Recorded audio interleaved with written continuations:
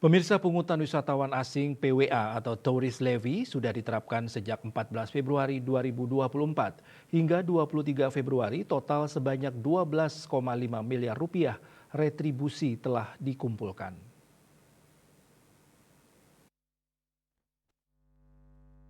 Meskipun demikian, pelaksanaan PWA sebesar Rp150.000 ini masih belum sempurna.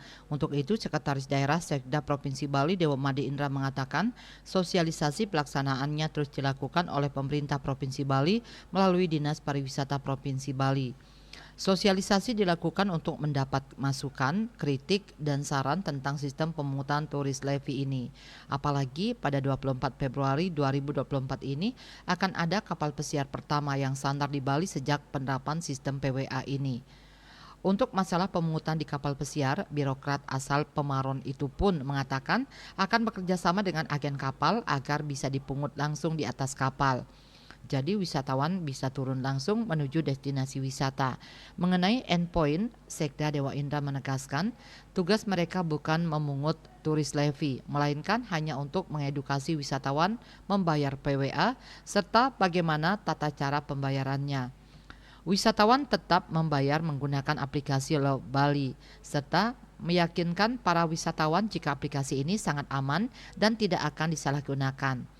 Dengan diberlakukannya kebijakan PWA ini, diharapkan para duta besar hingga konsul jenderal negara sahabat yang ada di Indonesia bisa memberikan masukan yang komprehensif tentang sistem pemungutan PWA ini. Berbagai masukan sangat diperlukan sehingga ke depan sistem pemungutan ini bisa berjalan lebih baik lagi. Direktur Konselor Kementerian Luar Negeri RI Simon DI Soekarno mengatakan bahwa pihaknya tetap mendukung program ini serta terus menyebarluaskan ke negara-negara sahabat. Adapun beberapa kriteria yang mendapatkan pengecualian atau exemption bagi warga asing untuk PWA ini seperti pemegang visa diplomatik, pemegang kitas dan kitab, pemegang visa reunifikasi keluarga, visa pelajar, hingga golden visa. Agar dikecualikan dari PWA, mereka harus mengajukan 5 hari sebelum tiba di Bali melalui sistem Love Bali. Simon menyebut PWA ini tidak berpengaruh terhadap kunjungan wisatawan asing ke Bali.